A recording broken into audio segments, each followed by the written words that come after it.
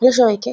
একটা কথা বলবার জন্য আমি আজকে এলাম। সেটা হচ্ছে শিবরাত্রির দিনকে আমি আর মা গেছিলাম আমাদের আশ্রমে। মানে তোমরা দেখেছো আমি বারবার ছবি পোস্ট করেছি। আমাদের বাড়ির পিছন দিকে যে আশ্রম আছে মতিবাবুর আশ্রম বা অর্থক্রান্তির আশ্রম, সেখানে গেছিলাম শিব ঠাকুরের মাথায় জল ঢালতে। সেখানে একটি ছোট শিব মন্দির আছে, স্বয়ম্ভু শিব। তার ভিডিও আমি দিয়েছিলাম, পরে আবার দিয়ে দেবো। সেখানে যখন আমি আর মা ঠাকুরের মাথায় জল ঢালছি, তখন আশেপাশে কেউ নেই। মানে ওই চত্বরটার কেউ নেই। দূরে যে মেইন মন্দিরটা, সেখানে শিবের মাথায় জল ঢালছে অনেকে। সেখানে পুরোহিত মশাই রয়েছে, মানে মন্ত্র পড়ছে, তোমরা সেটা দেখতেই পাবে।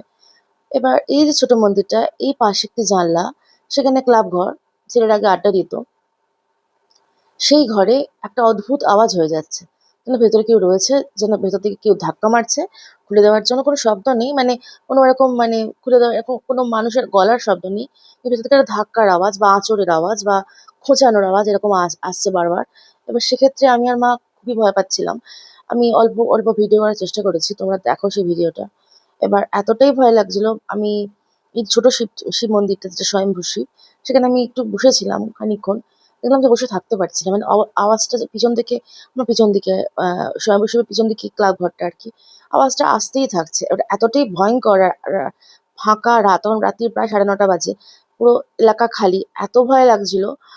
তুমি যদি প্যারানর্মাল অ্যাক্টিভিটিতে বিশ্বাস নাও করো না, তাহলে তোমার মনে হবে যে কেউ তো কিছুটা একটা আছে। এবার ক্লাব ঘরের চাবি আমাদের কাছে নেই, বেড়াল বা বেজি কিছু ঢুকে থাকলে সেটা আমরা জানি না, খুলে দেখার উপায়ও নেই।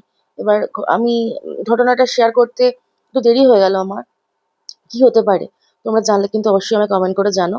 আমি তো খুব ভয় পেয়ে গিয়েছিলাম, তাই এখন থেকে তাড়াতাড়ি করে চলে এসেছি। এই সেই জানলা যেটা থেকে আওয়াজ বারবার আসছিল। জানলার ঠিক এই জায়গাটা থেকে আওয়াজটা আসছিল, মনে হচ্ছিল যেন কেউ আঁচড়াচ্ছে।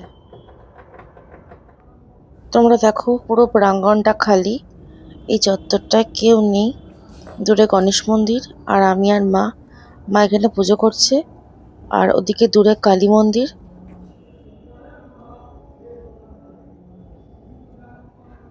এই আমাদের মা কালী, আমি দূর থেকে জুম করে তুলেছি।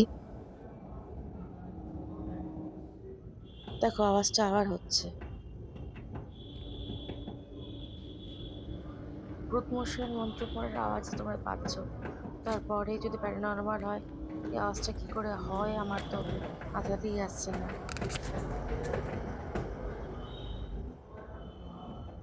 তা হয়েই চলেছে।